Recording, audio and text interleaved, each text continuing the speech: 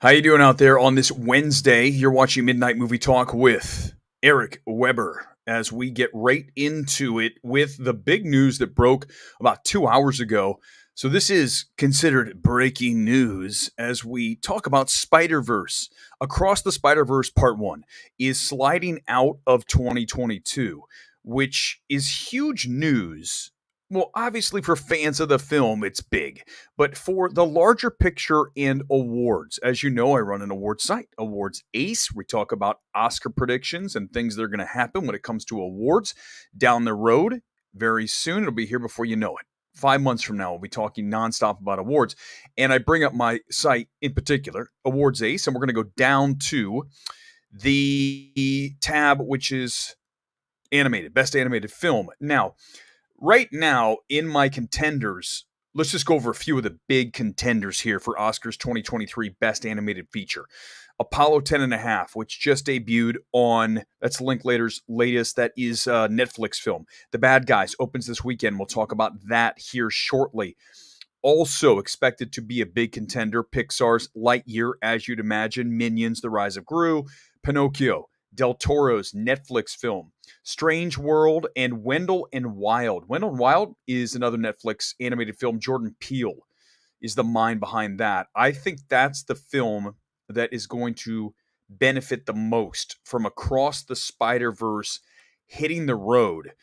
So as what's happens is you're looking at arguably the number one seed in the best animated race when we talk about Across the Spider-Verse. As you know, the first one won.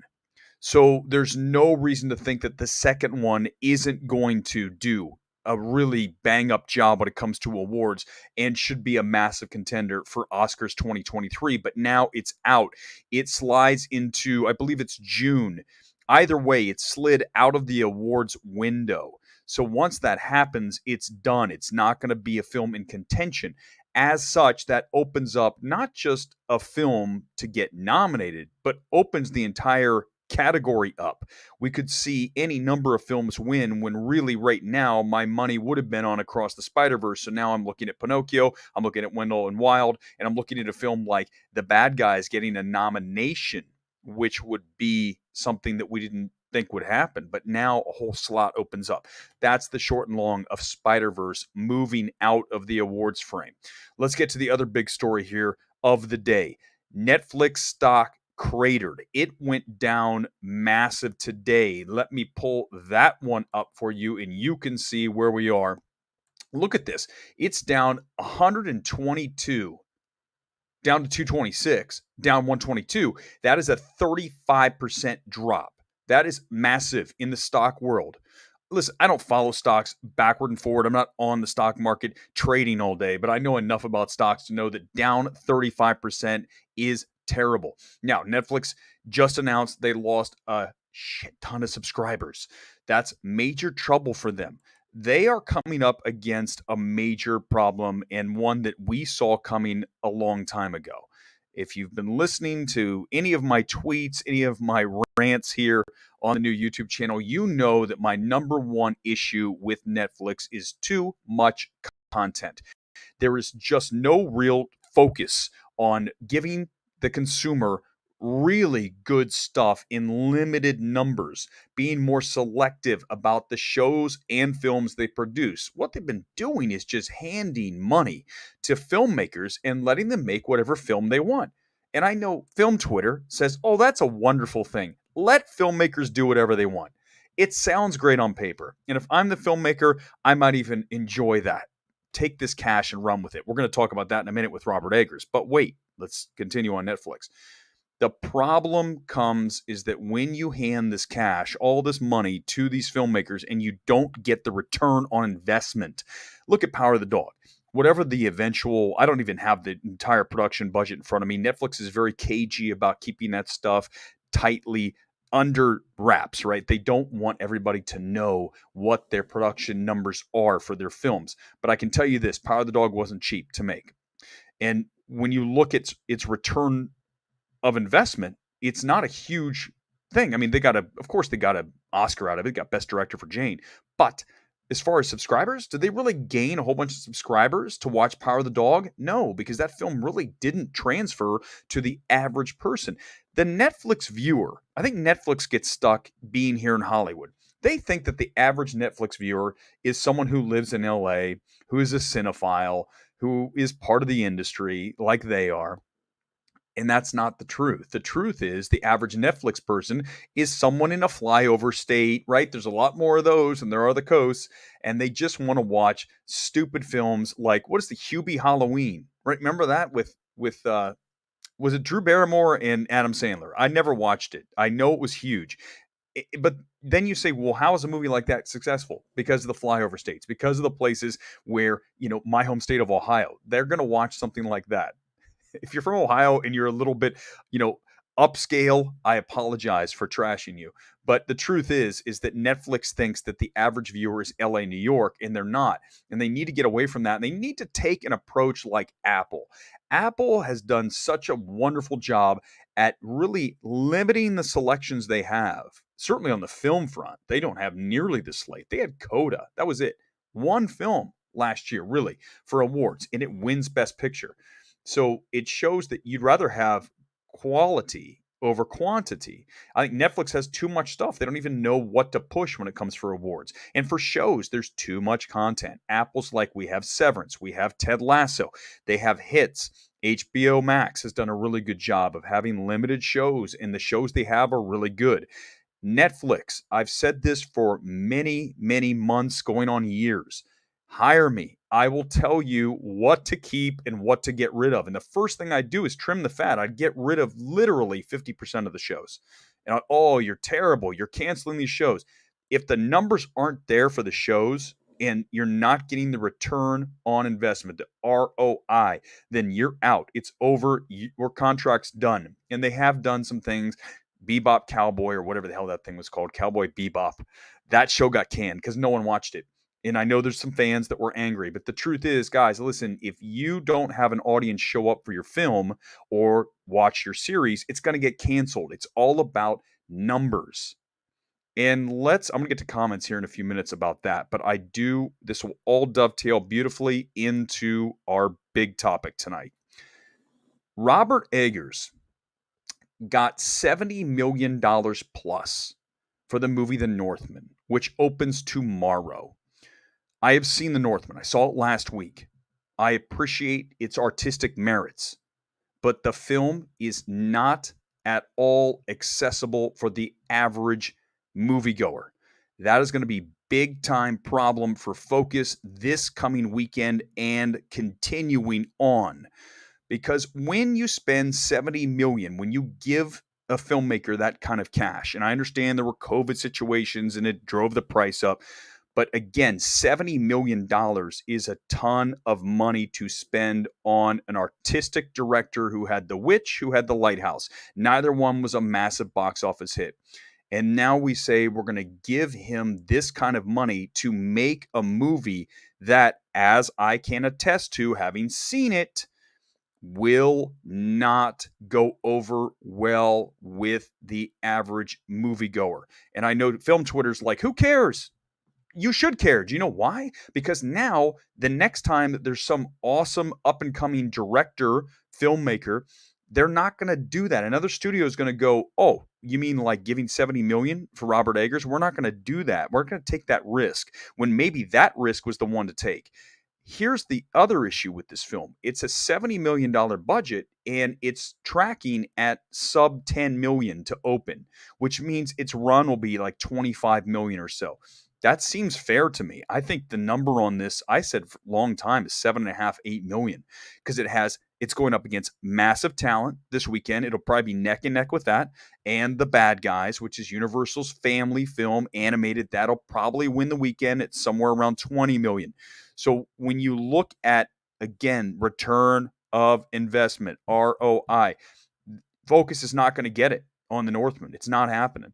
And just wait until the cinema score comes out, which is the true indicator of how audiences like a film or dislike a film, is when it is at, a B plus, or let's say it goes even lower than that.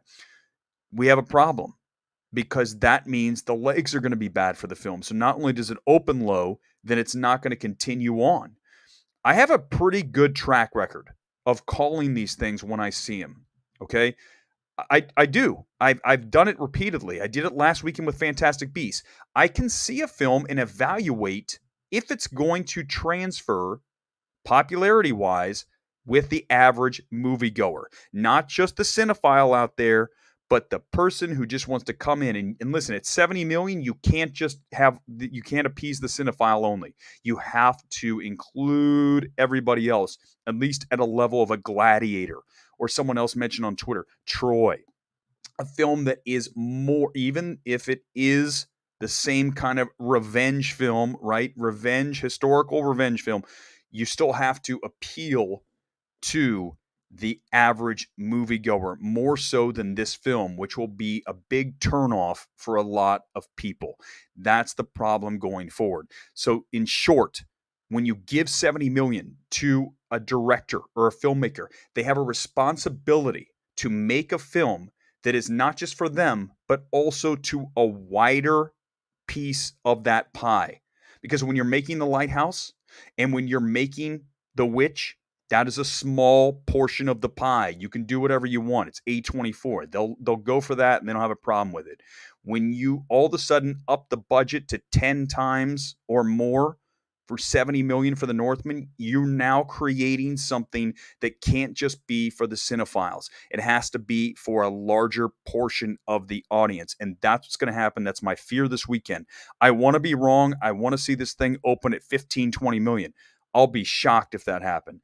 Anything under 10 million is not a win for Focus. That's why I'm worried about this. Not so much about the Northmen and not so much about Robert Eggers, who will make another film. He'll never get a budget like this again.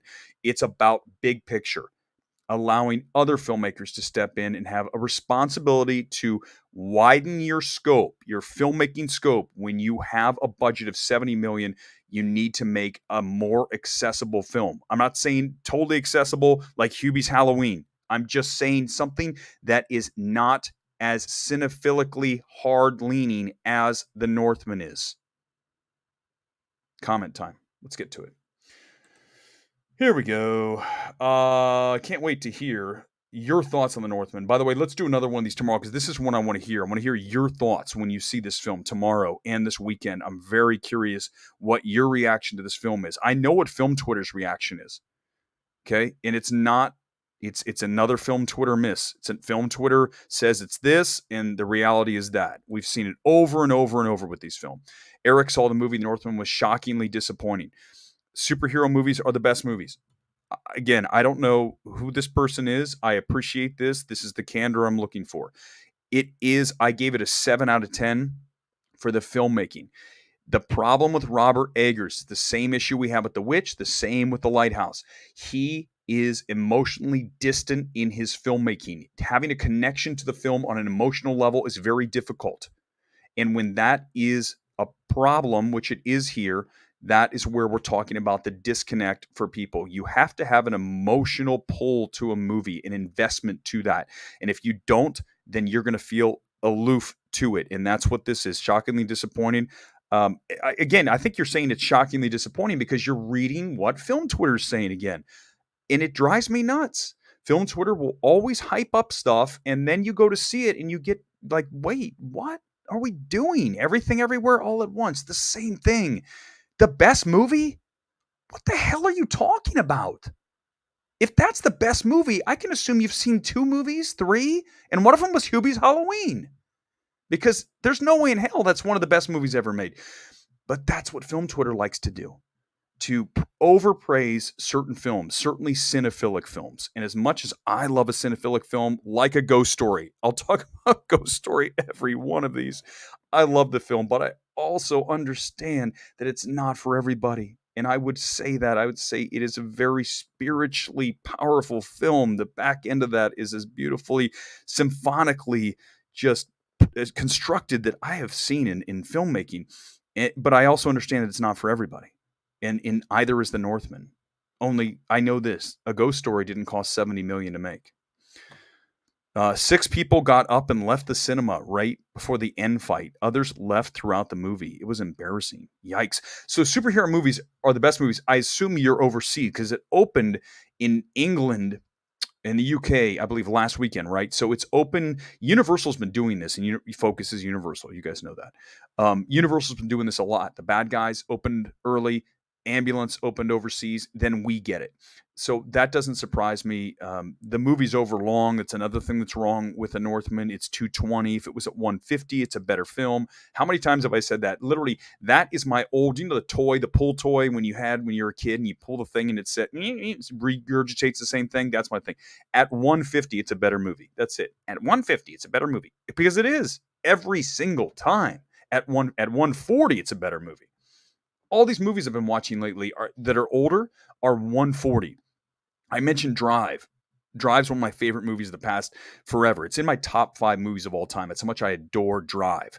And Refn left it at 140. Wow, he told a story in 140. That's impossible. How did you do that at 140 versus 220? You made a great film. I would say, a classic film. How did you do that at 140? I can't understand. Rob, what's odd? The Northman probably could have been made for $35 million and probably been the same film. Boom. Yes. I wish I had like a confetti graphic that said, boom, you got it. This is it. You drilled down exactly to where I'm at. When I watch this film, I do not see a $70 million film. I see a $35, $40 million film. And when you watch this film, I'm not giving anything away. I promise you. Okay, something small. When it's the revenge epic, so you know that Skarsgård's got to go and get his kingdom back. The problem is the kingdom is a shack on a deserted island.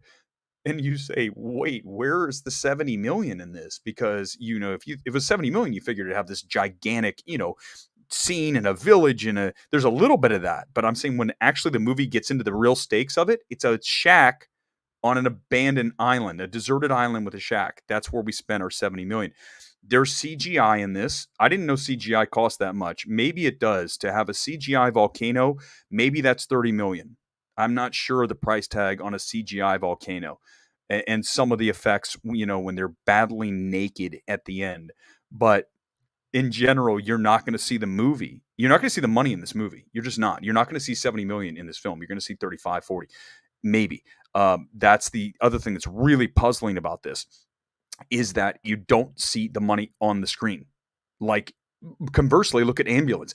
Ambulance costs, they say 40 million. I think it's more, but either way, when you watch Ambulance, you swear that's a ton more because they're smashing up all kinds of things, cars and SUVs and tanks and helicopters. And I mean, it's insane. The amount of destruction that is practical effects in that film, Ambulance, you would never believe it's a $40 million film. Conversely, like I said, Northman, 70 million, you would switch those. You say Northman, 35, 40, and Ambulance, 70 million. That makes more sense to me. Let's go back to superhero movies.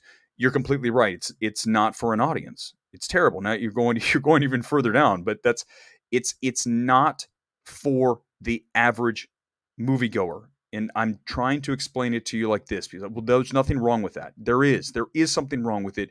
When a studio gives you $70 million, you have a responsibility to come in with a film that is at least semi-accessible for the average moviegoer. I told you the story. I went to see it last Monday. I come out, and whenever I see these movies ahead of time, you're in a crowd with critics, with cinephiles, with other industry people, and I came out and they asked me my reaction. I said, well, I can tell you this, the average person is going to be totally turned off by the Northman. It's not going to work for them. Someone else there, who again is a total film Twitter person, goes, what do you mean? What are you talking about? And I'm like, what?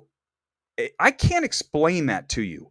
If you don't understand when you watch The Northman that is not for everybody, that is for a very limited, very small slice of the cinematic pie, then I can't help you. I can't teach you how to identify those things. I can't do it. You have to understand that. And again, just be honest with the fact that it is not for everybody. Again, nothing wrong with that, but it's 70 million. It is. It's a major something wrong with it. For Ghost Story, Good Time, name an A24 movie. It's fine. Not 70 million. It's not fine. The Northman should have been day and date on Peacock. Focus Universal. Yes, it is. Focus Universal, as we said. And I don't. I listen. I'm never going to go there with that day and date because I love theatrical, and I will always say it's a huge thing for me. It's sacred. I mean, it's a cathedral. A movie theater is a cathedral for me. So I can't ever go along with day and date. But in this case, I would say on Peacock down the road soon, it's probably like a 17-day window, something like that, which is okay. Uh, they're gonna get some money, but I'm telling you, when it goes to Peacock, it'll be at like 20 some $1 million, and then it'll have the world number, whatever that is. It'll be under. They're not going to make their money back on this. I don't see how it's possible how they are going to get their money back on this film at that budget. There was one scene I absolutely loved, though, the scene where he fights the 7-foot being, captured a certain tone that's only present in the scene. It was a great scene. There's stuff in the film that's great. I mean, there's Eggers is a very talented filmmaker. His problem is technically and cinematography. I mean, to come out of the Northman and say, "Wow, the cinematography." At this point, we don't need to say that. You know that you're going to get that. That's like coming out and saying Robert De Niro is a hell of an actor after watching him perform. We know these things. Okay, you know Eggers is going to give you cinematography. The problem with Robert Eggers is he does not have any emotion in his film. He is emotionally distant, and his filmmaking is. And when you have a $70 million film, you've got to care. Gladiator. I mean, go back to Ridley Scott and Gladiator. Look at what he does there. That film has so much emotion. Okay. And this film could have that, but Robert Eggers doesn't have that mastered. He doesn't have it. He hasn't shown it in any of his films. By the way, quick side note. I got a DM today from someone I really respect, and they were like, "Why don't you do things with directors? You know, have someone come on." And it's not like they don't offer them. It's not like but here's the issue I have with that is that I am too based in reality and what I believe to be truth to have a conversation with Robert Eggers and not talk about some of the things we just talked about. And whenever you get on a window with them, they have a satellite window. Now it's obviously an internet connection, but in the old days, satellite, you get like 5 minutes. Is that I can't bullshit at that level. It's very hard for me. You guys should know that about me by now. I can't do that crap. So because of that, if I get on a window with Robert Eggers, I'm going to say, did you feel any responsibility to focus to come up with something slightly more accessible for the average moviegoer at a $70 million budget? It's a great question. It's a fair question. The problem is he doesn't want to hear that, and I guarantee that the window goes dead. There's like, Robert Eggers, where'd you go? He's gone. I asked a question. You've seen that where they ask a question of the celebrity when they're on like a thing, and then they all of a sudden disappear. That Mel Gibson had one recently. Look it up. That's what happened with Robert Eggers. Is that I want to talk real, and I think if I love a film, it's easy. I'll be able to do that all day. But if you don't, then that's really troublesome for me because that's BSing and I can't do it. It's very, very difficult to do for me. And it's just the reality of it. Aaliyah, good evening to you. Not sure why people do not understand what you're saying. For artistic cinephile type movies, they cannot have that high price tag. High price tags are for 4-quadrant films. Exactly. I couldn't have said it better. You have a bigger responsibility at $70 million to deliver a film that is more accessible to a larger slice of the movie-going pie. You didn't with The Witch, and you certainly didn't with The Lighthouse. Now you do. You have a responsibility because now not just are you carrying Focus, and if you want to work with Focus again, they're never going to give you this budget, but also again for other filmmakers who maybe a studio like Warner Brothers is like, hey, maybe we'll give Rose Glass a chance. You know how much absolutely adore Saint Maud. Let's give Rose Glass a chance. I know she's got her next movie coming with Kristen Stewart. I can't wait for that. But let's say that Warner Brothers is going to do that. Now they're like, well, wait, we saw what happened with Robert Eggers in the Northmen. I don't know if we can trust that. Let's maybe not. You see?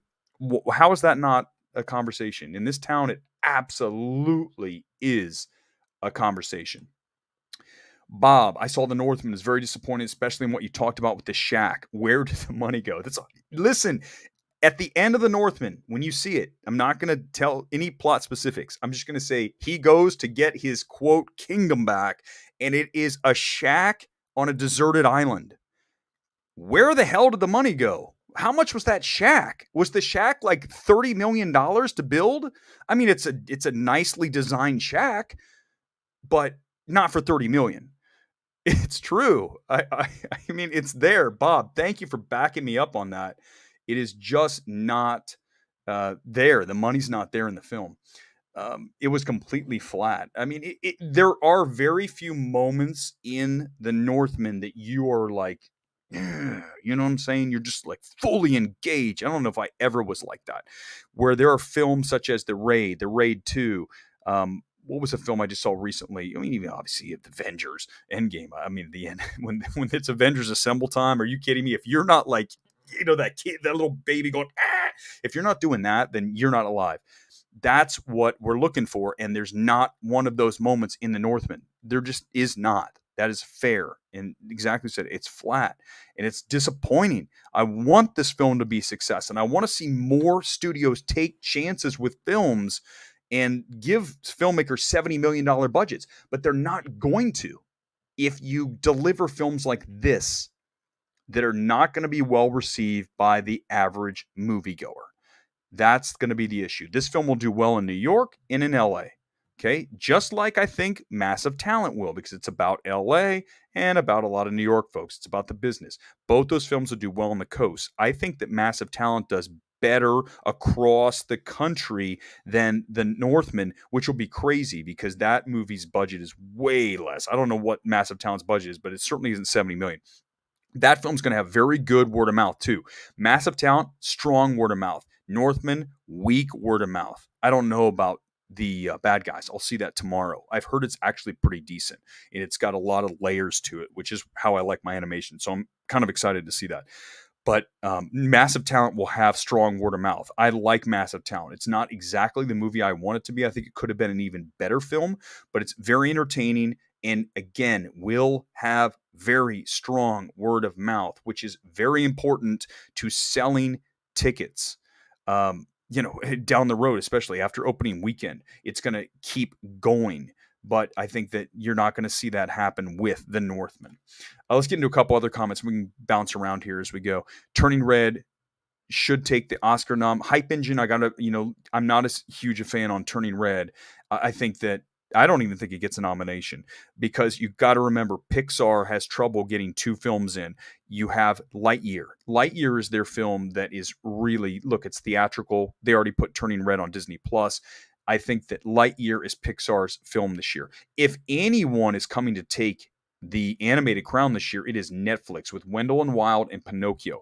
Those two films are the top two animated films for me right now if I'm picking to win Oscar, even over Lightyear. I don't know if Turning Red gets a nomination. I don't know. I'm not a huge fan of that film. But thank you for watching Hype Engine. Let's go back to, where did that? Oh, here we go. Oh, so Superhero, you're in London. Yes, so it opened there last week. Hype Engine, you love Drive. I love Drive. I've seen Drive more times than I'd say any movie in my life. I think I said the other night, it's probably 30 plus times. It's a lot. I've seen that film so many times. I can tell you just every scene detailed. In fact, last year, go back on my tweets. I might send it back out tomorrow or obviously next year when it's the anniversary.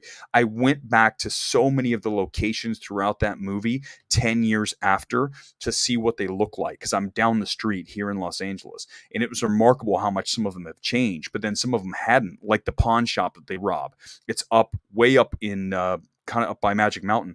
And I went there and I was sitting outside and I was like, where's Oscar Isaac walking out with the duffel bag, and where's Gosling waiting in the Mustang? It's literally the same, some things. And that's how much that movie means to me, is I literally drove all over this town taking shots of what it looks like 10 years after in the same scenes. I adore that film. I will forever love that film, especially as a Los Angeles person. Ambulance was quite fun, actually. Silly, but I had fun. That's the general reaction for Ambulance. It's insane. It's ridiculous, but it's super fun, and I enjoyed myself watching it. Again, too long. It needed to be chopped down to 2 hours instead of 220. All these films are coming in at 220. Who gave these people the green light to go to 220? Stop doing it. I feel like I'm going to take it back to Netflix. Netflix and their give directors whatever they want to make whatever movie they want credo that they have And then the directors go, well, Netflix will let me make whatever movie I want, so you must make, but no. I've said it before and I'm saying it again right now. Every time I say this, I have to say something ahead of it because it'll be taken out of context. Harvey Weinstein, trash human being, garbage, borderline evil based on what we know of all the facts of the crap that guy did over the years. But there's one thing that man was good at. It was good at telling people that their movies needed to be tight. He was notorious for being an asshole for making movies tighter. And we can extract a quality of somebody, okay? And I'm only going to extract that one quality. And I will say that we need more of that. We need more people and studio heads that are willing to tell their directors to cut their films down. I will say this over and over and over because I know I'm 100% right. 220 is too long. Give me 150. Maybe 155 max. I would, again, Drive's 140.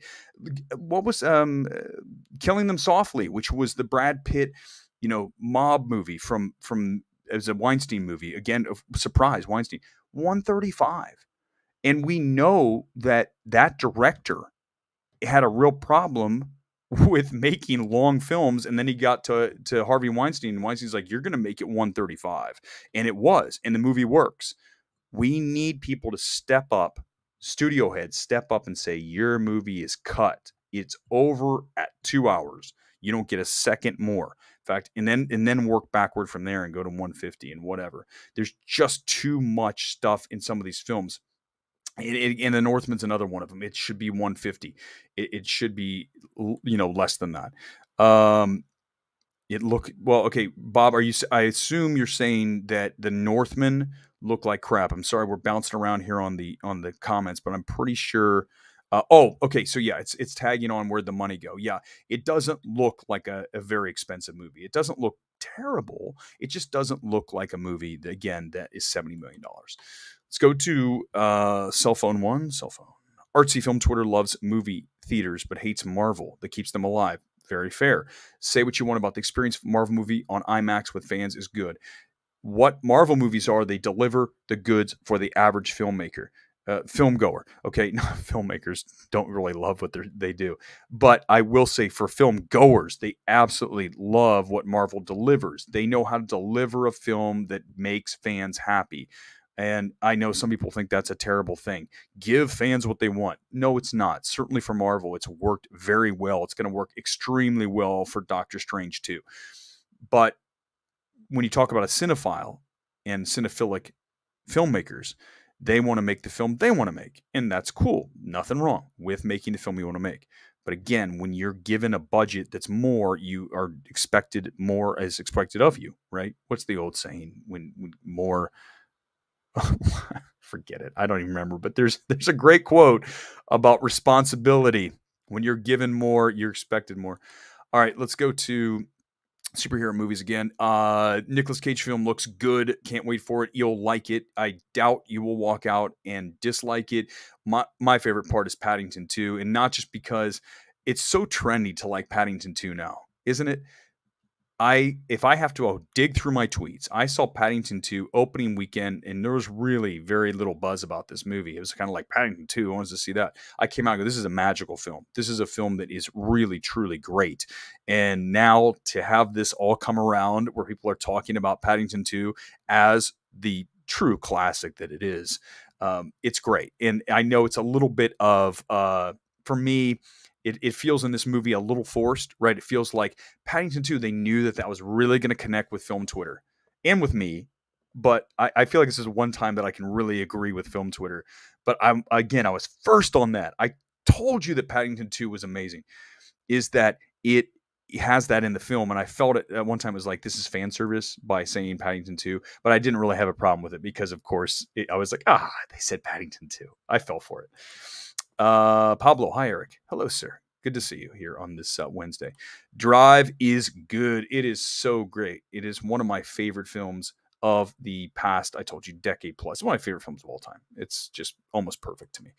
The Bad Guys has lots of LA in it. You'll enjoy it. Oh, I can't wait, Rachel. I'm going to see it tomorrow. Bad Guys, I've heard good things about it. And anything that has stuff with LA, like Ambulance. It's all LA. So there's all these jokes and things in there that really work with me. Like there's a line about the 110. If you live in LA, or you've been out here, you know the 110's a parking lot all the time, and there's a line in Ambulance like they're hauling ass on the 110. That's the best line of comedy I've heard in a long time, because it is never hauling ass on the 110. It's a parking lot 24/7. So stuff like that, LA stuff, I admit I will so go for that. So I'm excited to see Bad Guys tomorrow. Most animated films aren't set in real cities. Oh yeah, that'll be cool. You're right. It's like Zootopia, obviously. What the hell was the name of the town? Was it Zootopia? It, pro- it probably was. No, it's something city. I don't remember. Someone tell me what it was, whatever that was in Zootopia. But yeah, it's never a real city.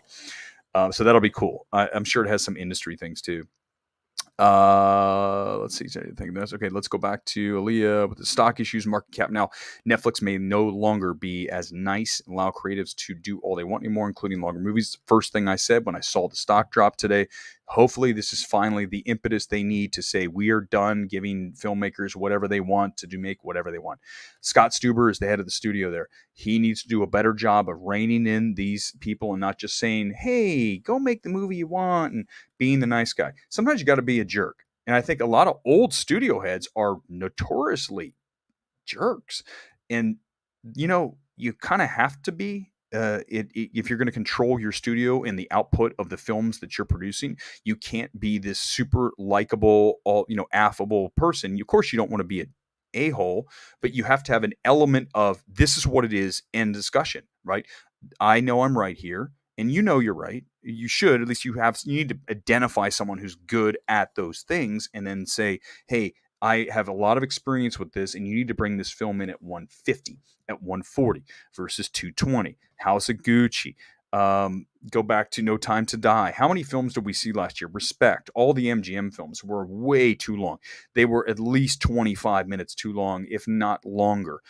That means whoever's at MGM, that quickly tells me that whoever's there overseeing that studio does not have the power to go up to these filmmakers like Ridley Scott and saying, get your film down. Last Duel, another film that if you bring that in at 150, 155, and you get rid of the rape scene 3 times, you watch the rape scene 3 times. You're going to watch that. It is at least 2. It might have been 3. I know it was at least 2. It's been a while since I've seen the film. That's one of the problems with that film. If you're asking why The Last Duel did not do as much during award season, it's that and its length.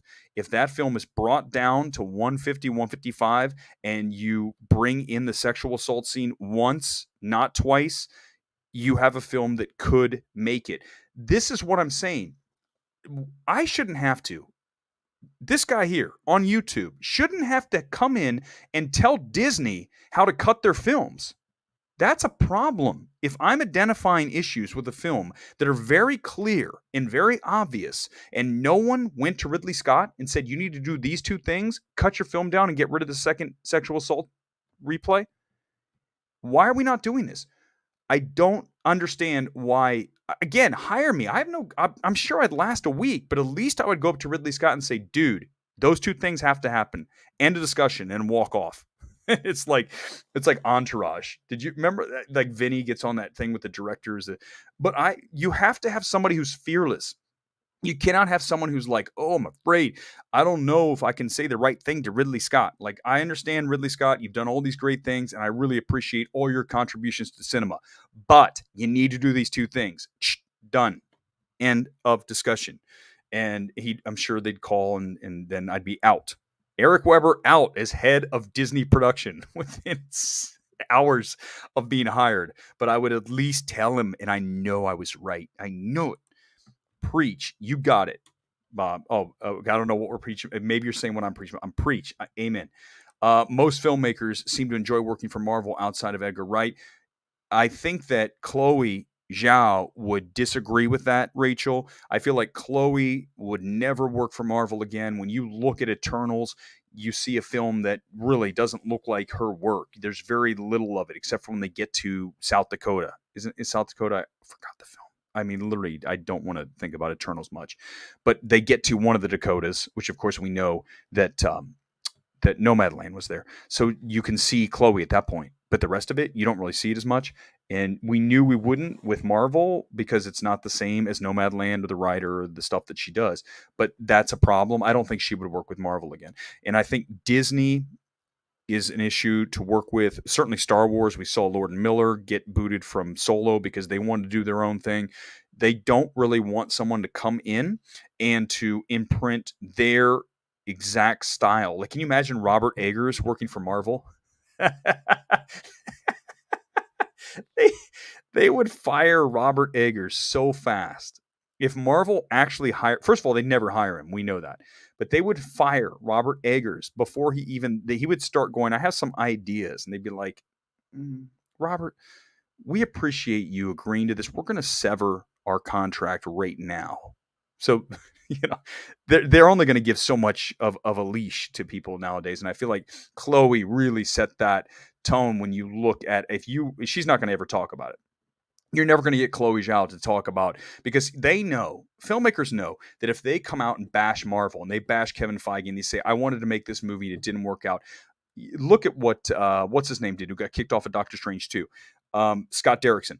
If you ask him, he's never going to give you the full answer because he knows that he wants to work in this town. And in this town, if you trash Marvel or Disney or any of that stuff, you're going to have a hard time working in the future. And that's problematic if you want to make your living being a filmmaker. That's why I think Lord and Miller never talked about Solo, because they can't get into it. There's stories that obviously they had a different artistic vision. I think they work differently with actors. They're kind of like, hey, why don't we try this? Let's do that, which is kind of how I'd want to do it too. You have one thing and then let's try some other things. Disney's like, no, you're going to stick to the script. Marvel, you're going to do it like this. So you need a director who is going to basically fall in line. And if you're not going to fall in line, then they're not going to hire you, because that's part of your job, is to fall in line with what they want you to do. Oh my God, Doctor Strange 2, another event. Huge. It's going to be huge. Thank you, Bob, for helping me out here. With great power comes great responsibility. It's such a basic quote. I can't. There it is. Thank you, Bob. With great power comes great responsibility. And that's Robert Eggers' lesson here for the Northmen. You got great power with a $70 million budget, and you didn't take the full responsibility of that budget.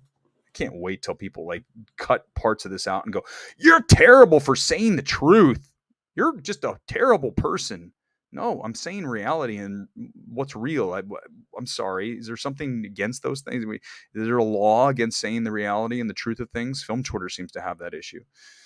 I love both Paddingtons. I'm with you 100%, Rachel. They're fantastic movies. They're really beautiful films, and emotionally, I mean, that second one, especially when it lands, but both. But it's just really, truly powerful stuff. Zootopia is a great film. Bob, I agree with you. I don't know what the city is. I have no idea. Something city, like furry city. It's not furry city. Think of some animal thing, because everyone's an animal. But Zootopia is good. Zootopia, and the first time I saw the sloth scene, I know it's old now, but when I saw it like a few days before it opened. I saw it on a Saturday. It opened on whatever, that Friday. And that sloth scene is hilarious. Okay.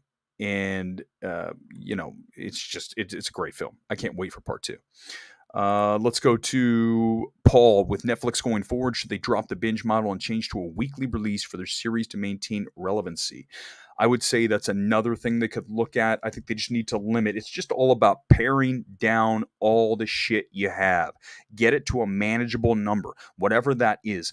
Get that down to, look at what Apple's doing. Apple, like I said, they have Severance, they have Ted Lasso, they have some others. I don't watch a whole lot of shows outside of, I love Ozark. So Netflix has Ozark, which is coming back, I think, next week. I cannot wait for that series. I believe it's the end. I love it. But there's not a lot of shows I watch, but it's really about getting great shows and having fewer film shows that people don't watch, and films too.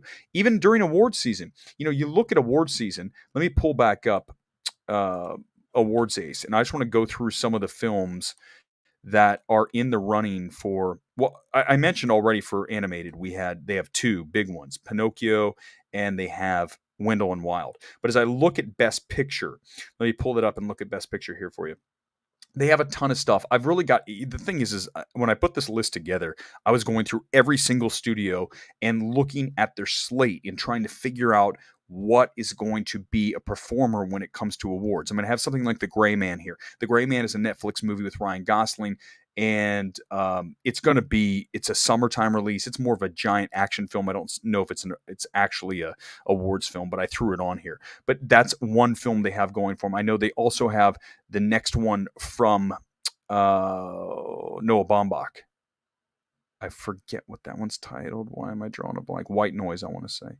So there's, White Noise. They have a whole bunch. Spaceman's another one. They have so much product that it's hard to stay focused on what they have. I think they have a hard time focusing. They have so many things. Look at last year what they had. They had Power of the Dog, Tick Tick Boom. Certainly Mitchell's versus the Machines for animated. What else? The Lost Daughter. They had quite a few. There's more. I'm dropping some of these right now, but they had so much, and I think that's the problem is when you have too much product, you can't focus on it. You see it in awards, and you see it all the time with Netflix. You see this issue with too much product.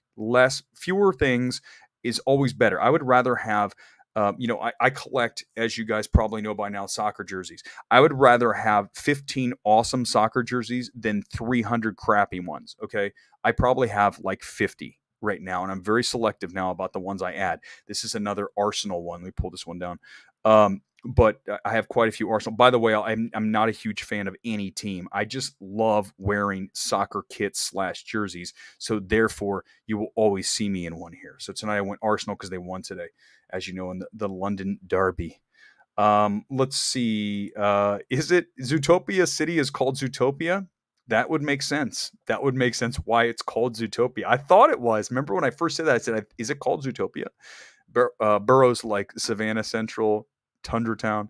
I don't remember the movie. I haven't seen that movie since like 2016. Was that the year Zootopia was? I think I'm right. 2016. That's a long time. I don't remember the movie uh, very well. I hate to say. I mean, except for this lost scene, and it's very good, and I laughed a lot during Zootopia. It's a very good Disney animated film. Back to Chloe Zhao. It's fair about Chloe. Forgot about her. Lots of directors come back and again to work with Marvel. We're seeing that certainly Black Panther, Ryan Coogler. Ryan Coogler, I mean, there's a hell of a director. I hope he doesn't get too bogged down in Black Panther because when you watch Fruitvale Station and you see Creed, the first Creed, you see a filmmaker that I want to watch films from, like lots of films. I always forget to put Ryan Coogler on the list of films when I talk about the filmmakers that I really get excited for. Obviously, Nolan and Villeneuve and the Safdies, the Rose Glass now for me. But Ryan Coogler, when I first watched Fruitvale Station, that was my introduction to him. I said, this is a filmmaker that I really love his style, his aesthetic.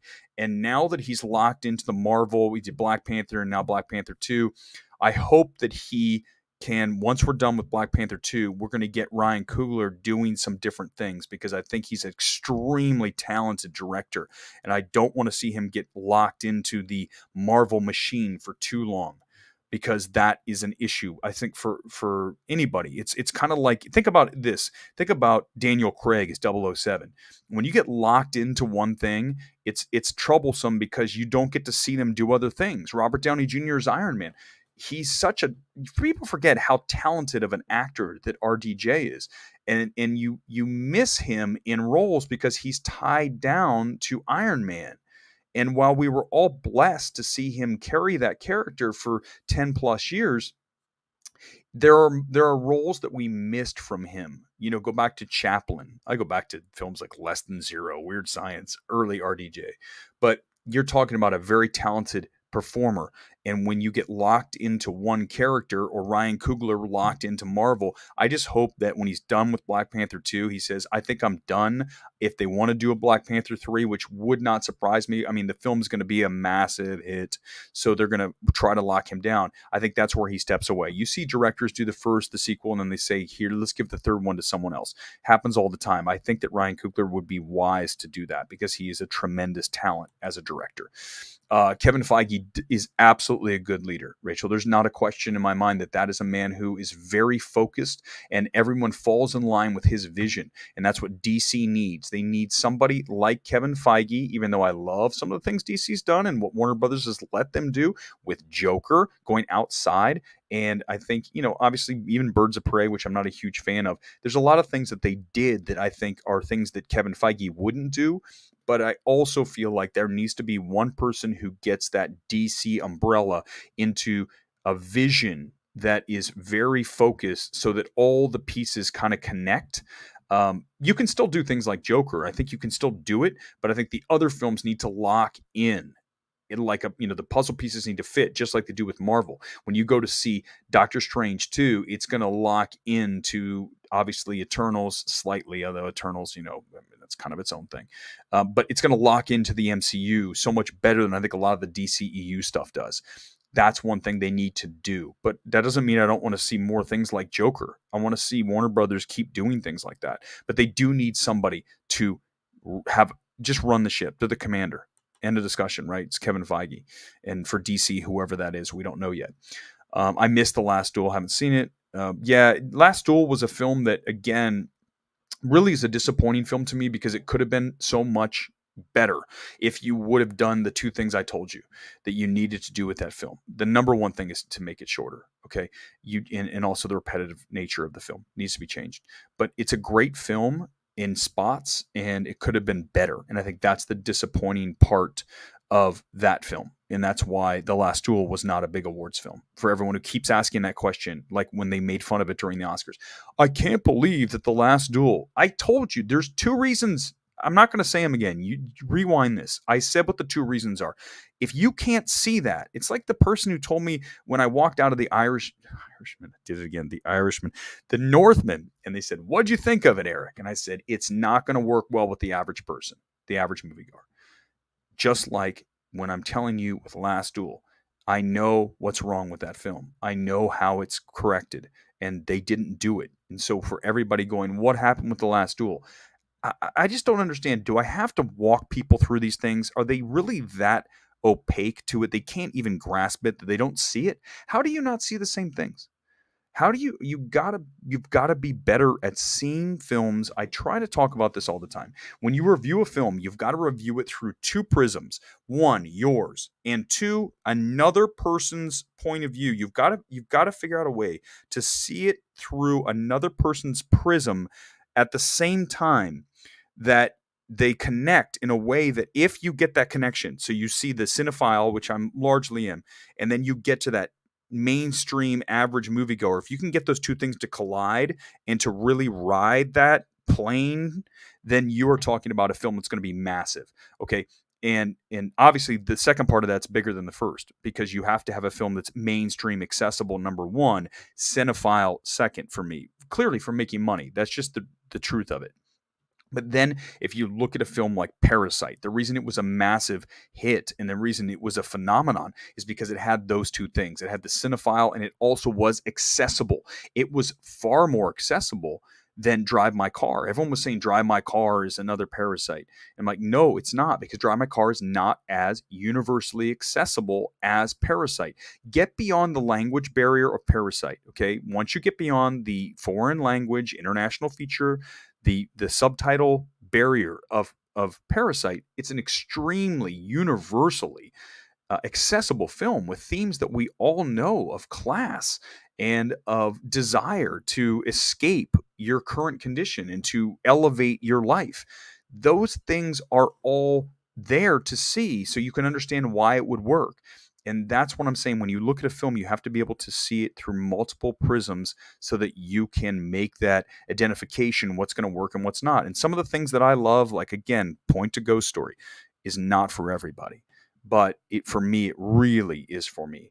And I think that, again, that's a small budget film. I mean, that Ghost Story's budget was, I have no idea, but it probably was less than $5 million. So we know that David could do whatever he wanted with that film, but at 70 million, it just couldn't.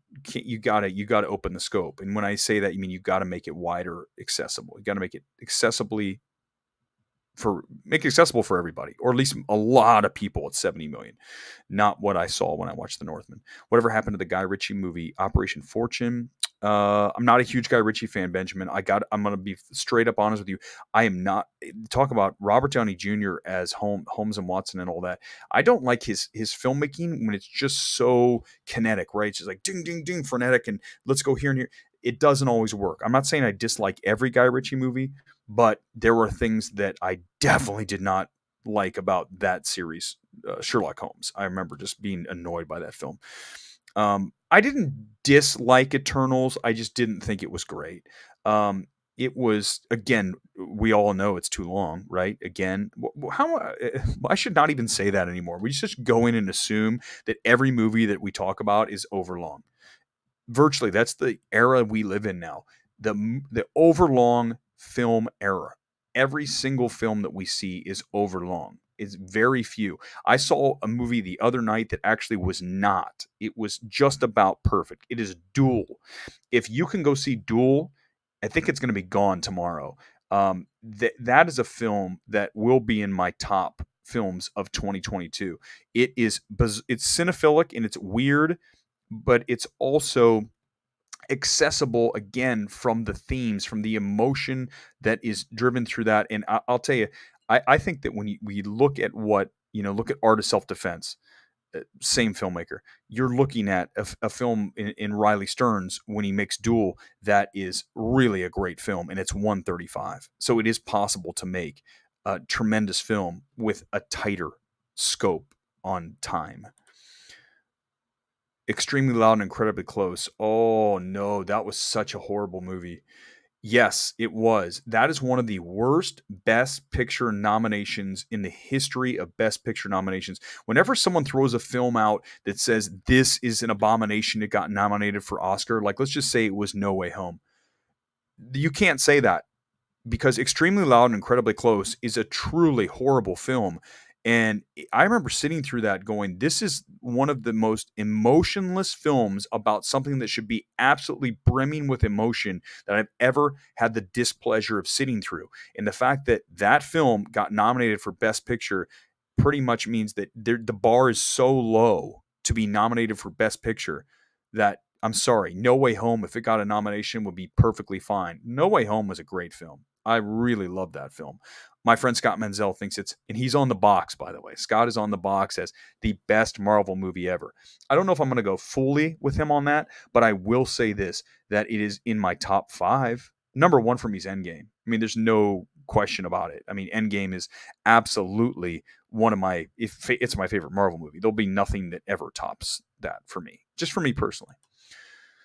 Northman, our audience is tired of overexpensive swords and sandals period revenge epics, and studios need to give it a rest. We're going to find out this weekend. I'm telling you, it's going to be sub 10 million and then down from there because word of mouth will not be exceptional on this film. So that's a problem. We're going to find out, and Focus is going to learn a lesson the hard way, very likely a very painful way, that they should have really thought about this film at this budget. Not this film at this budget. You can make The Northman, but you need to bring it in a lot less than 70 million. I don't COVID, no COVID. I understand. I've been on sets when we were shooting COVID. Okay. I know what it's like. And it did add. You have a ton of money that's involved in COVID now. You have tests, you have COVID compliance officers walking around the set, making sure masks are on. When I was on, there was masks and shields. Okay. You had to do both. You'd have your mask and shield on. They'd say, shoot. They'd say, let's go. And then you take off your mask and shield, and then you do the scene, put your mask and shield on and go. It's okay. Yes, I've been in some shows. Nothing too major, except I was very prominently featured on CSI. So that's very exciting if you want to go see me on CSI with a goofy pair of glasses. But I know that COVID adds money to the budget, but not 70 million to the budget. Okay. Rachel's bringing the heat tonight. Northman was exhausting. I would agree. It is just, I would just say it's flat. I just didn't connect with the film emotionally. And that is going to be a problem with any film that you go to see. I mean, an action film like Ambulance, you don't connect emotionally with because you're not supposed to. It's supposed to just be stupid and action and loud and Michael Bay. But even Armageddon has emotion. I mean, as we know at the end, I mean, Liv Tyler and Dad and Bruce Willis and the sacrifice. Are you kidding me? Did you not cry at the end of Armageddon? Are you a human being or are you a robot? Um, yeah, Endgame is an epic. Absolutely, cell phone.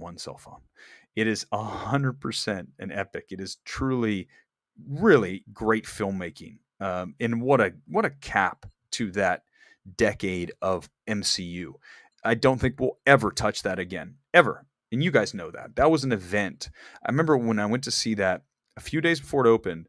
I got to see it like the Tuesday before it opened, and I go, "Oh my god, this film delivers everything, everything." And that opening weekend was sold out. Remember, every single show was sold out. We need things like that. We need something like that right now. That's why I think theatrical is so key. We need something that brings us together and unites us like Endgame did. And it did. I mean, everybody saw that film and nobody wanted to be late to it because you're going to have it ruined that Iron Man dies. You ruined the movie. But yeah, right? You didn't want someone to ruin the film because we all knew someone bit the bullet. Who was it? And that's why everyone ran out to see the movie opening weekend. And they were sold out around the clock for a 3-hour movie. So and that was No Way Home. Really, No Way Home was very close to that. No Way Home was an event. And I will say this, and I've said it before, saying it again. No Way Home is a very important film for a number of reasons. But one of the big reasons that No Way Home is important is that it was in the middle of Omicron that film came out. And we were being told that we need to hide. We need to stay inside. We need to do the things we did before. We can't go out. It's too dangerous. And then you had No Way Home open, and it sold out. All the shows open with that massive weekend of 100. What was it? 175. I don't have the number in front of me. It was huge. And then it continued to make money over and over and over every weekend. It held in the middle of all this fear that was being peddled. And what it did is it showed that you can continue on, and people did continue on, and they survived going to a movie theater. That's another impact of No Way Home, is that the ability to show humanity that you'll be okay. You know, you can go to a movie and you're going to be okay on the other side of it. I saw it multiple times in theaters in the middle of Omicron. I'm here tonight talking to you. I know, crazy, right? Rewatched Armageddon over the weekend. Oh man, it was the most epicest yet funniest 90. Oh, it's such a great film. Paul, I don't know how old you are, but I saw it in theaters. And Armageddon was, I believe, a July 4th movie. I'm almost positive it was a July 4th movie, and everyone was going to see it over the 4th, and it did big numbers, and the ensemble cast is perfect. I think it's Michael Bay's best film. I do. I don't think there's any doubt that it's Armageddon. Armageddon is emotionally there. The action's there. The acting's there. So many young, like Owen Wilson's in that film, right? He wasn't that big a deal at that point. It's such a great Buscemi. I mean, all these actors are in it. It's really a fantastic film. And it delivers. You talk about delivering the goods. That's a film that delivers the goods when it comes to emotion and just also being accessible. I was thinking so many businesses depend on theatrical. The town center is noticeably more busy during big movie weekends. Theaters cannot die. There's no question. I mean, same thing. No Way Home. It brought people out to restaurants, brought people out of their house. Theatrical is a big deal. And it's one of the last things we have in society that is universal and is you can only go to a movie theater to see. I mean, you can't be at home. You have to go out with other people and experience communally this film. And Quentin Tarantino has talked about this, the importance of that in the sacredness of it. Like I talked earlier about that. It's such a vital point and vital part of filmmaking and cinema that it really can never go away. That's why I always will be a huge fan of that theatrical. It'll never go away from me. All right, a couple more, and then we're going to wrap up here tonight. We're a little over an hour. I appreciate you guys watching tonight. If you like it, I appreciate it. Like, subscribe, and share all that stuff. And we'll do another one tomorrow because I want to know what you guys' thoughts on the. I almost said the Irishman again. The Irish Northmen. I want to hear what you guys say about that. Yeah, The Rock's a very good film too. I mean, Bay was making great stuff in the late '90s, early 2000s, except for Pearl Harbor. Pearl Harbor's not a good film. So, you're right about the Batman. It underperformed. We talked about this the other day. I don't want to go into it too much longer because I've been at this. I'm frankly getting exhausted. It's 10 o'clock for you on the East Coast. It's 1 wherever you guys are. I know this is crazy, but I like to go to bed at like 10:30. So we're getting close to my night time. But yeah, Batman at 750 is a little bit of an underperform. It's not a massive underperform, but I really want to see that movie closer to $1 billion. No Way Home is at 1.9 billion, so it's literally 1 billion plus behind. I understand they're not the same. I get it. But it's still a little bit of an underperform for the Batman. All right, couple more. Netflix animation is in the midst of drama. Hopefully, it does not affect the animated films. I don't know what is going on with Netflix. The whole system is going to be examined under the microscope now because the stock dropped again, as I told you guys. Pull it up one more time. I mean, the stock is just it's cratered. I mean, it went down 122. So it's down 35%, down 120, down 35% today because the subscribers were down. Let me get what was the number here? Let me see. They were down a ton. 200,000 subscribers left. 200,000. That is massive. That is literally a disaster for Netflix today. So whatever they had going forward, it has to be re-examined right now. That's what's going to happen tonight, tomorrow morning. I have meetings set. They've got to do something. And the first thing they got to do is get a handle on how many shows they make and how many movies they greenlight. They've got to make it smaller or they're going to be in trouble. That's going to do it tonight. Thanks for watching Midnight Movie Talk with me, Eric Weber. Again, like, subscribe, all that stuff. Share it. And we'll talk again tomorrow. Go see The Northman so we can have an earnest conversation about that film. Enjoy the rest of your night. Talk tomorrow.